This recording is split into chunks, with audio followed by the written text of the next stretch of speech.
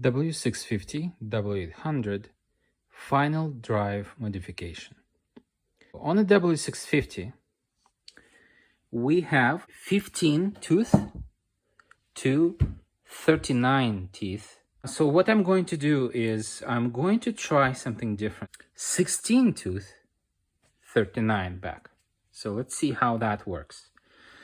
Why am I doing this? The primary reason is that I noticed that in this bike, when you use the first gear, it's almost useless, right? The first gear is so low, and so is the second, so is the third, that you kind of use only the fourth and the fifth, really, when you get up and go. Yeah, you use the third too, of course, in a second, but it's like you scroll through those gears too fast because it's geared for torque, right? More than speed from the factory. But I think for me personally, I would like longer gears. So I would like to hold gears for longer. So when you put an extra tooth here, it will give you approximately extra 6% for the same speed that you're going on. Let's say 100 kilometers an hour, the RPMs are going to be 6% less. Now, it seems little, right? You think, oh, what's the big difference? Just a little bit less RPM there. But, the feel of it is going to be completely different. I did this kind of modification before on different bikes, and I know that even one tooth here, especially one tooth here, makes a huge difference. Okay, so if you, like when you ride, you hold gears for longer, and it's just more useful. It gives you a more useful first gear and second gear and the rest of them, actually. Also, it allows you to putter around in lower RPM using the same speed as before. So that's always good. I expect after this modification to use my fourth gear much more often, and really keep the fifth gear as an overdrive. Because right now, to be useful, this transmission requires you to be in the fifth gear. And then when you want to go fast, it's just you add revs, right? But with this modification, it's going to be a little bit harder for the engine to rotate the chain, but so you have a little bit less torque, about 6% less torque, but you have a little bit faster speed. So 6% less torque, 6% more speed, at the same RPM. I hope that is clear. Please write in comments if it's not clear or if I made a mistake. Thank you. In this bike, I don't want to change the chain. There's no point changing the chain. The chain's pretty good still. As you can see, there's plenty more for chain to go. But I would really like to try this, let's see what happens. So what happens, what you need to do this is you need to remove the cover, obviously this one. It's held by 6 bolts, and they're different. Just a warning, they are different in size, not in terms of width, but in terms of length. So make sure you remember which bolt goes where. That's the only tricky part with this. And also, an older bike will have this kind of lack, going off. So I would need to clean this and remove the lack, remove the paint. It was a lack, actually, not the paint. But I need to remove this and just polish it nicely. So it's a perfect opportunity for me to do that. And also, as always, clean the inside. Well, after this, what you need to do is you need to remove the speed sensor. This is the speedometer. This is how the computer knows how fast you're going. The sensor is sitting there, and it senses the rotation of this nut, right? This nut that actually holds the sprocket. See, it's kind of square with rounded edges, corners. So this sensor here literally is like sensing when the corner is close and then when the corner is farther away. And then as you rotate, the corner becomes close and farther away. And there is a formula that is programmed into the CPU to know how many rotations of this nut equals to what RPM and to what speed. So basically the computer gives you the speed and RPM. Now, with the default setup, this sucker is a liar. It actually gives you slightly wrong readings. So for 1539 sprockets, you will see on a speedometer a speed that is about 6 to 8 kilometers per hour faster than you're actually going. When it says 100, it's like 93, 94 in reality. So another reason for me putting a bigger sprocket is that a bigger sprocket would actually fix this problem. It will allow your speedometer to show you the actual speed, because this thing is going to rotate. Like the speed is going to be bigger because there's extra tooth here. So it's about going to be 6% more speed. So it kind of balances out the inaccuracy of the speedometer, an RPM reader here, sensor. Okay, so that's a dual second reason why I'm doing this. Okay, so yeah, so what happens is after you remove the speedometer sensor and the RPM sensor here, you need to remove this part. This was basically the holder for the sensor. The trick with this one, it's pretty easy to remove. The only thing is be careful of these suckers here. You see this? This is like a spacer, right? They look like this, right? They come out actually. And the second one is in there. And when you pull this out, when you pull this sucker out, make sure you don't lose these. They come out sometimes, they fall out. And if you don't know that they're there, you're gonna be in a little bit of a trouble, because these spacers make sure that there is less vibrations of this between the engine and this, right? So keep that in mind, okay? What else? Then what you need to do, then you have this kind of another O-ring or spacer here, and with a bent edge. So this edge is going to be bent, right? You need to straighten it out with a screwdriver and a hammer. You see it's bent a little bit? So it's like a safety feature. You unbend it, you make it straight, and then you remove this, and then you remove this underneath. Okay? One thing is, on my bike, I thought it's gonna be screwed in, a lot more, but literally on my bike, I didn't even need a breaker bar. It just lightly was screwed on, very, very lightly, which is wrong, because the actual torque on this nut should be 127 Newton meters. So it's very high torque, but on my bike it was completely loose, which is not good. Okay, it was way too loose. So be careful when you put it back. Oh, when you remove this, make sure, because it's a high torque, right? When you remove this, put the bike off the center stand down, put it in first gear, and apply the rear brake. And then you use the breaker bar to unscrew it. Okay, same thing with screwing it back on. Okay, so when you remove this, next thing you want to do, you want to loosen the axle. You want to basically, what I will do is I'll just remove the wheel, and then I will be able to easily remove this part.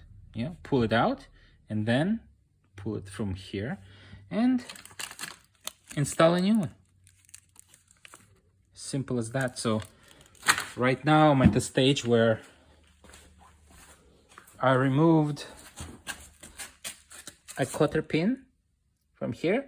Next, I'm going to loosen this up, remove this part here. You see, that's the rear brake lever.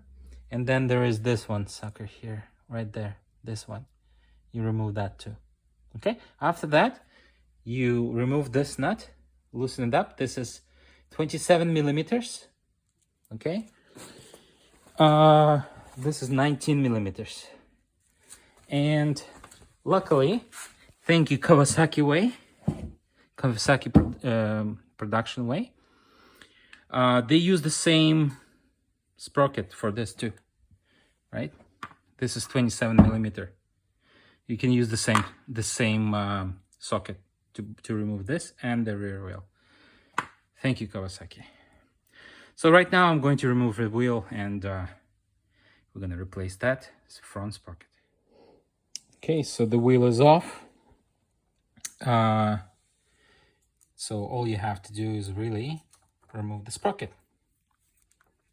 It's pretty easy to remove. You basically need to kind of move the chain over a bit and just remove it. There you go. A bit of rust on the back. Okay, so this is, I mean, I've cleaned this area before, so it's not too bad. But when I got the bike, this area, this whole area here, was very dirty.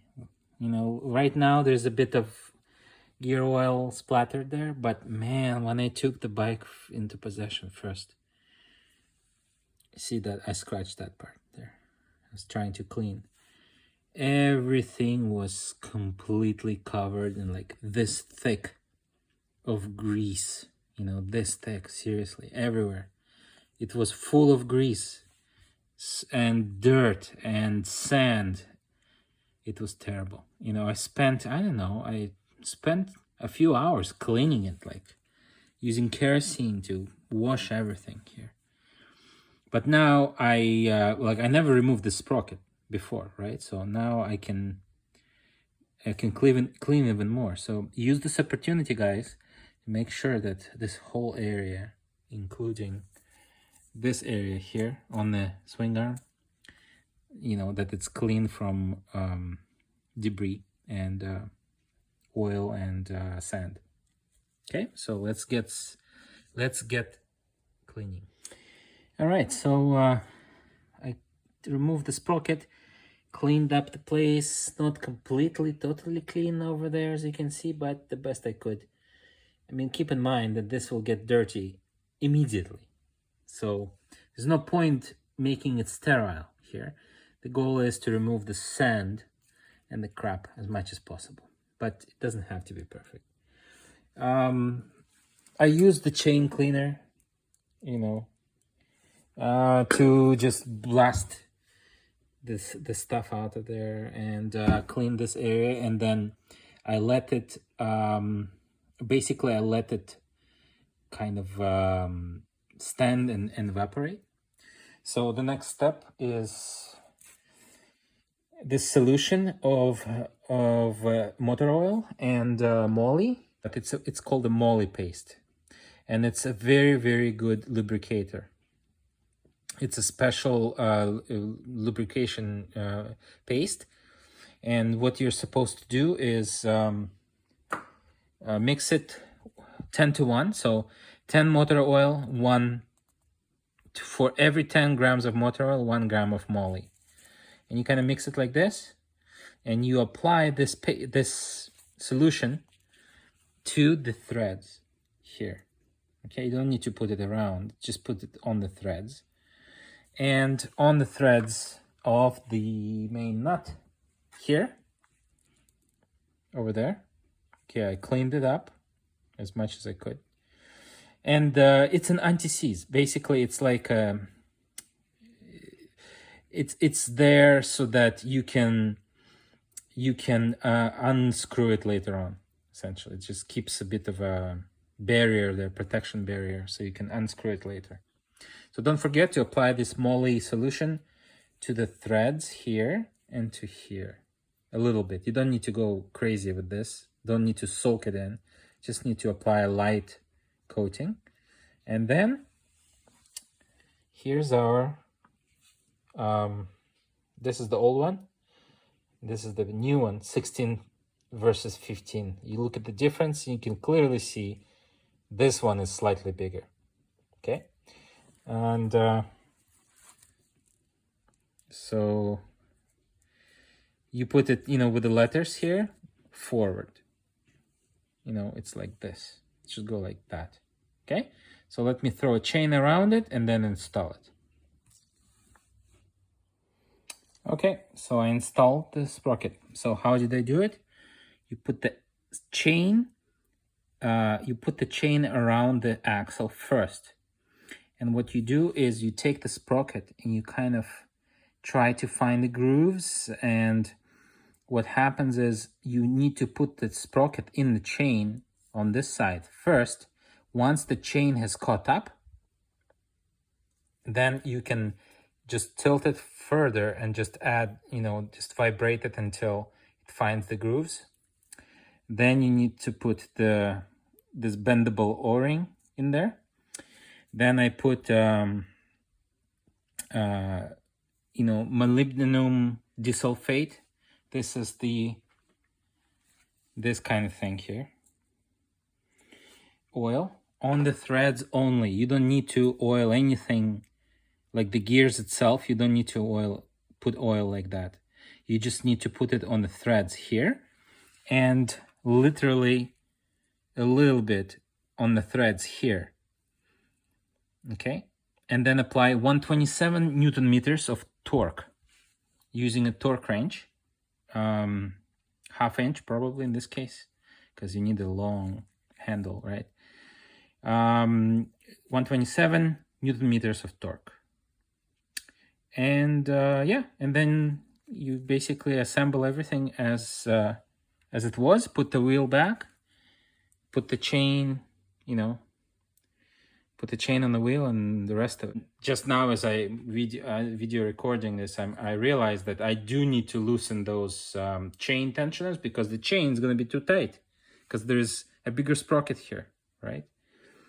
Anyway, so yeah, well, after you change the sprocket, put this on and don't apply any, basically don't tighten it now. You need to put the wheel on, you know, and tighten everything, like make the chain tension. And only then when the wheel is on and you can press on the, you know, when you press on the brake, you put the bike off the center stand, put it on back on the wheel, press the brake, the rear brake, and then you can apply and torque this to a specification. Okay, so just don't start torquing this. Okay. Also, when you torque it, I think they also said put it in first gear. In addition to the holding the rear brake as well. Okay, so yeah, and you torque it clockwise as usual. And yeah, and then you put this back in. And don't forget the little parts that come out like this. And then you put this on and you're done. Well, after a full day of testing, I can tell that installing a 16-tooth sprocket for this bike was the best decision ever. It should have been designed with a 16-tooth sprocket in the front there, because it literally solved all the problems I had with it before. With the speedometer was not exactly correct, and also all the gears are now quite usable. So for example, in the past you would skip the first and second gear and jump onto the third, and then you kind of don't even hold the third gear, and then you jump on the fourth gear, and you would ride in the city, you know, in the fourth gear basically, and like switching between fifth and fourth. Now it's completely different. So wherever when you were using second gear, you would still use the first gear. If you use the third gear, you would use the second gear now with the 16-tooth sprocket.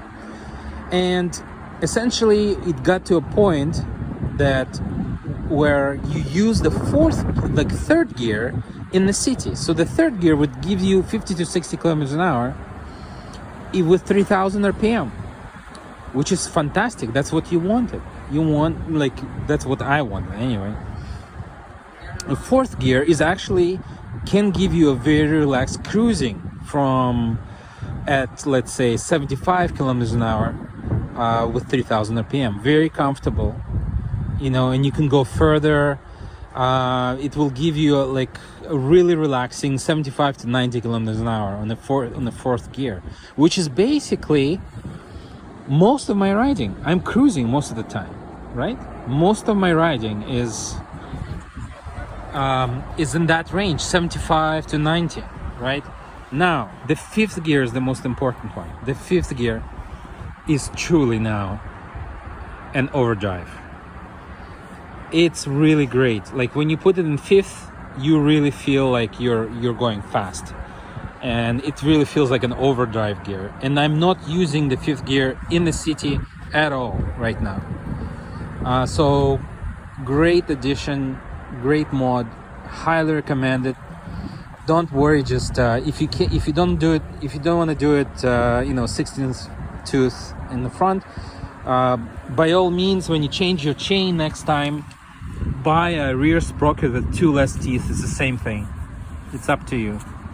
The effect is slightly different. So the 1639 is still a bit taller than 1537, which is, by the way, 1537 is what the W800 is using right now in the later models. So 1537 is really great too, but I think with this bike having less weight, a little bit taller, 1639 is actually perfect, right? So here's your result.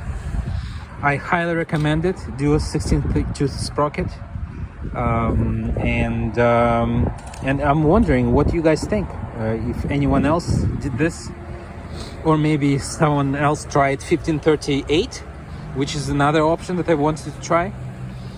Let me know in the comments. Thanks for watching.